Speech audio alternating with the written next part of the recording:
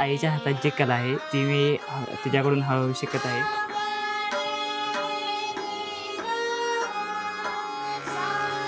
आणि दोघं नवरा-बायको मिळून हे एक सुतारकामाच्या क्षेत्रात व्यवसायासाठी एकत्र येऊन काम करतात हे बघून आम्हाला पण त्यावेळी एकदम आश्चर्य वाटलं. तिनं मला इतका आत्मविश्वास दिलाय की भविष्यात मी माझ्या पायावर स्वावलंबी असणार आहे, माझ्या पायावर उभी असणार आहे. मला खुद्द प्रधानमंत्री जी यांचं लेटर आलं होतं.